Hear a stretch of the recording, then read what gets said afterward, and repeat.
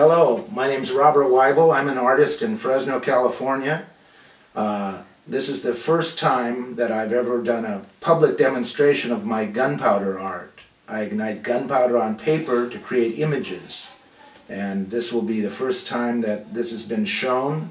This is from a show I did at 1821 Calaveras Gallery in Fresno. Hopefully we can ignite some enthusiasm for the work. I feel good about it, and I hope that you enjoy it as well.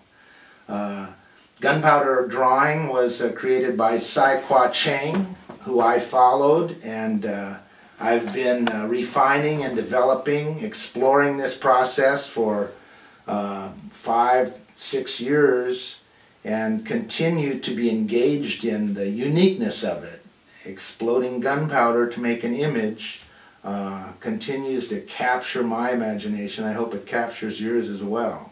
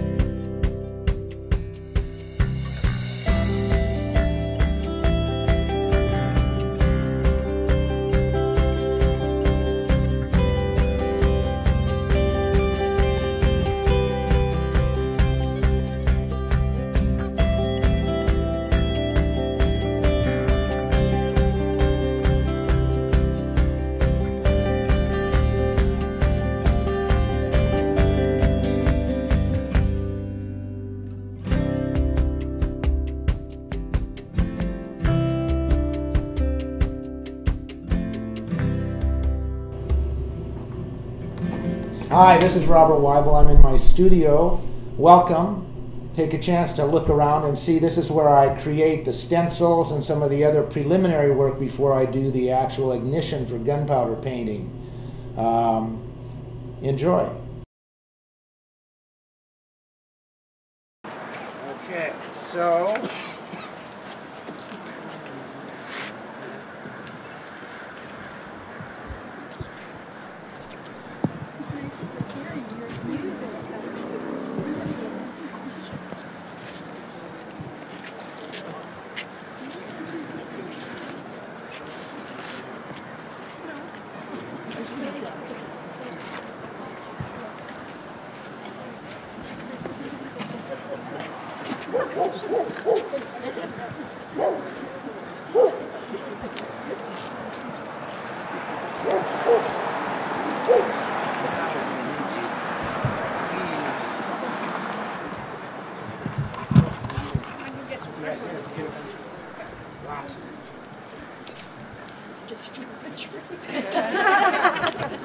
there goes the neighborhood. You go from tree to tree? We do, yeah. Do different leaves? You should do some trimming of the tree. And then take the leaves off. Does the landlord know about that? This is like an ecological program. We use what's available.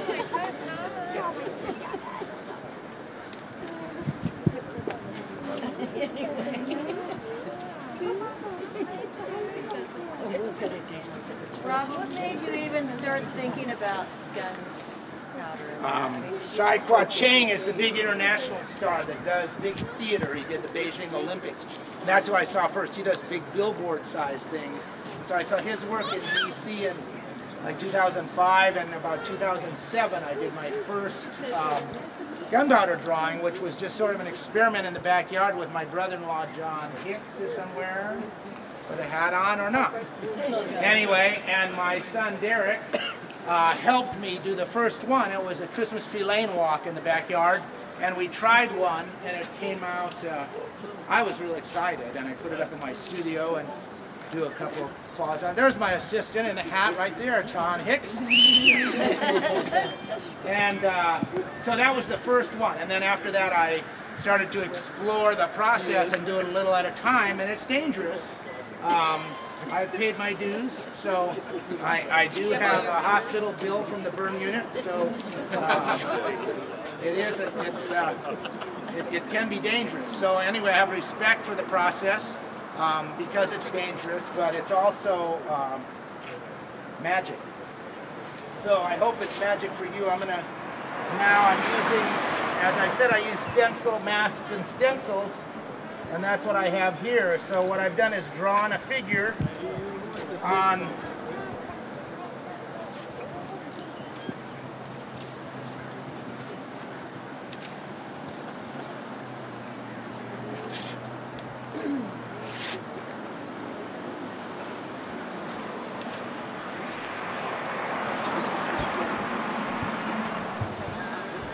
Is that the black powder? no, this isn't black powder, but The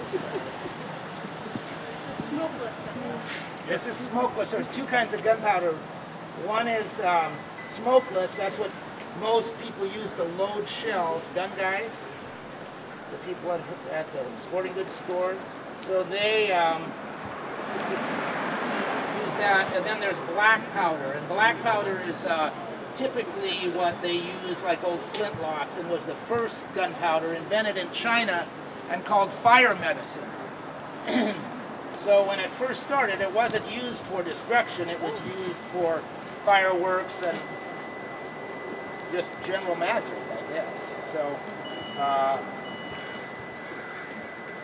Rob, is it possible, yeah. is it possible to add color to the gunpowder so it will make a color when it burns? I've done some, my friend, that's a potter, Jim Shepard, gave me some cobalt and some different kinds of chemicals they use, but I haven't found enough heat for long enough to change, to do the chemical process. And since I'm more of an artist than a scientist, I haven't explored it too much because I get bored if I have to keep too elaborate records, But that's why I started using the pastels. So I'm using soft pastels you might see in some of the work inside to add color to the images. And so I've done pastel before and after this one. I have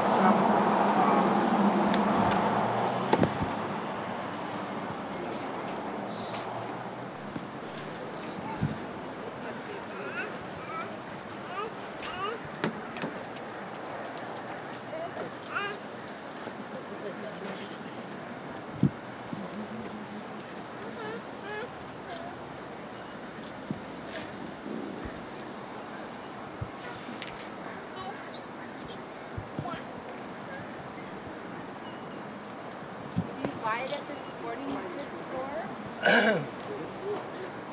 Yeah, I have. The first time I ran out of the kind of gunpowder I'd gotten used to and liked the properties of, I went into the sporting goods store and said what they were out of, the kind I liked, and I said, well, what do you have comparable? And the guy said, well, what are you loading? You know, so I said, well, I'm not loading anything. I'm an artist, and I'm doing, you know, I do gunpowder drawing, and so I'm wanting something, you know, with the same similar properties and stuff. And before I was finished talking, the guy just walked away from me and said, well, I got the supervisor came over and said, you know, So we talked a little bit, and he said, well, I don't know about this. I said, wait a minute, I'm an adult. I'm not just an adult. I'm an old guy. You're telling me you have some regulation or something you want to show me? Because otherwise, why can't I blow myself up? So, So wait, let me get this right. You can pull it in a bullet and shoot somebody. Yeah. Right. Take a picture. So that was the.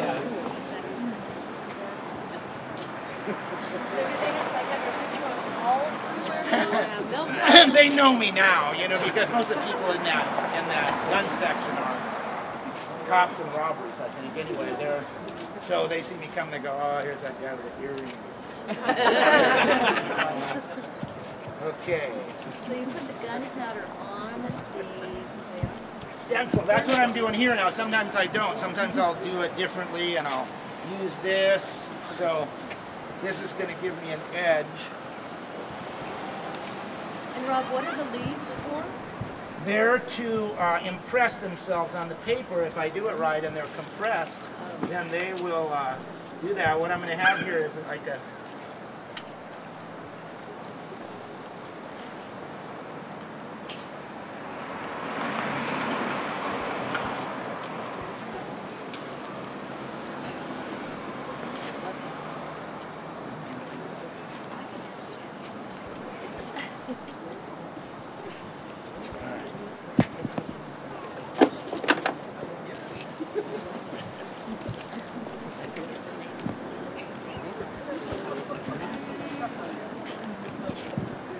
Different kinds of gunpowder have different properties.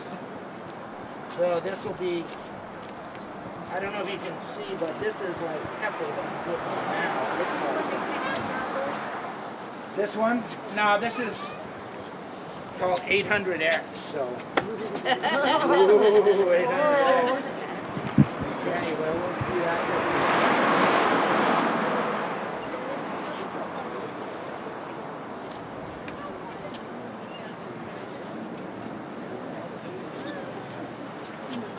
All right.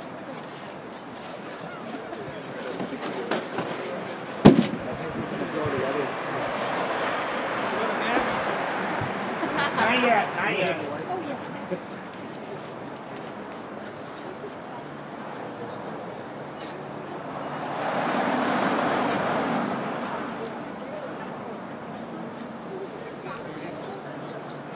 How do you know how much to put down? You don't. Trial and error.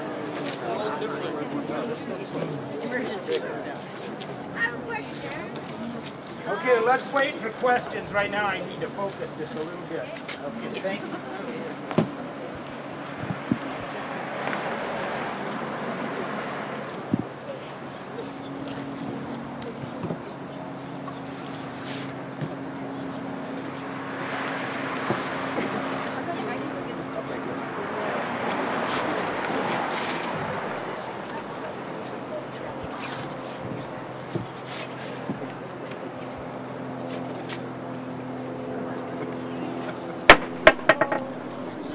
Watch your toes.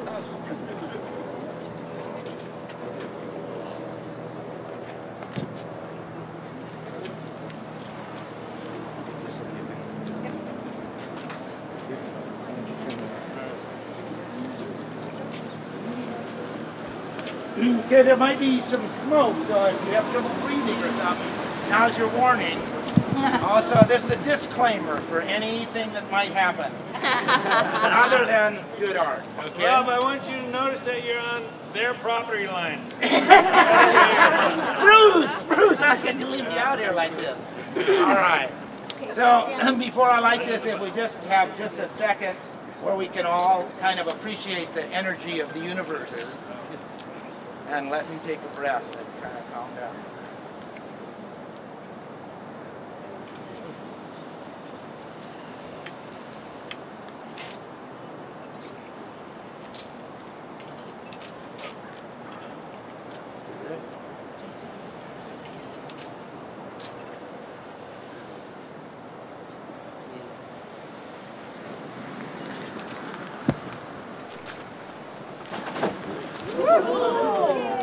Go for it.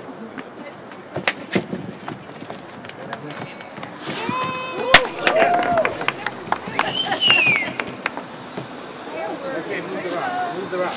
Move the rock.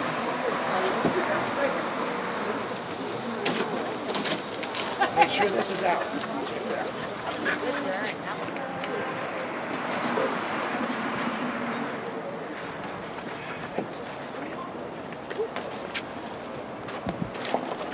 Okay.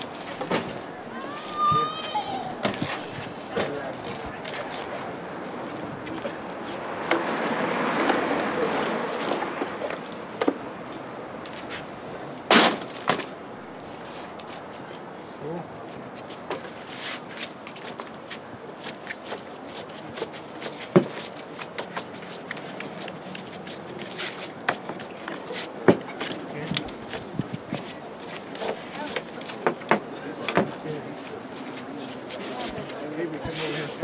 We're going to hold it up.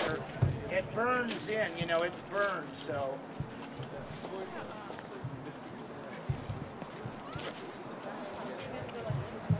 Yeah, we need those. Where's Bruce? We have magic magnets. Maybe we can hang this on this corrugated stuff in there. Is he around? Yeah, ask him, tell him we want to put this one up. Above the window, we can put it, you know, right over the window. So we're going to move this inside, and then we'll come back and do the dragon in the garden next. So we're going to go inside.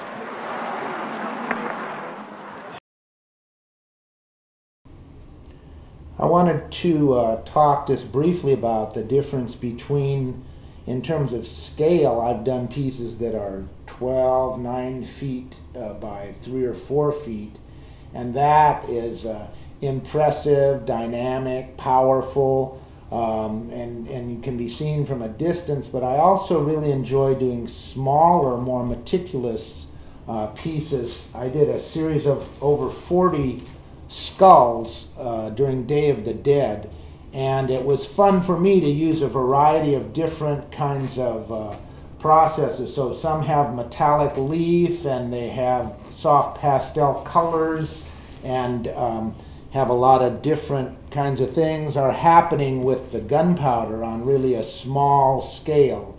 I think you can see some of that, the tiny webs and stuff that happen with the gunpowder drawing can be appreciated in really minute detail, as well as on some of the huge things that I've done, or big things that I've done, from some distance. So I think the process lends itself to all different scales, and that's an important point, I think. I mentioned before, but it's important to know that the stencils that I make and use in the process become pieces of their own. So this, for example, this face of some kind of a garden animal, we aren't sure what it is, becomes almost a mask, and the gunpowder residue that's left on here I've used and lay damp paper on here and under the pressure of the press, then that becomes an embossed print. So that can happen as well. There's lots of extensions that I find the more I do this, the more diverse I can be with the different processes that extend out of it.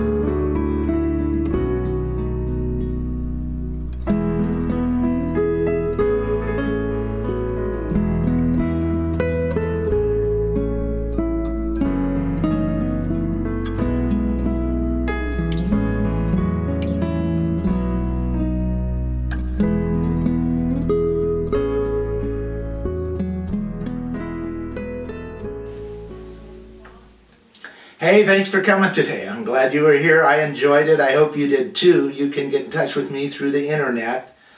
Robert Weibel, W-E-I-B-E-L. So I have a Pinterest, Facebook, website, robertweibel.com, and you can see more images there and also a way to get in touch with me, and I hope you do. Thank you.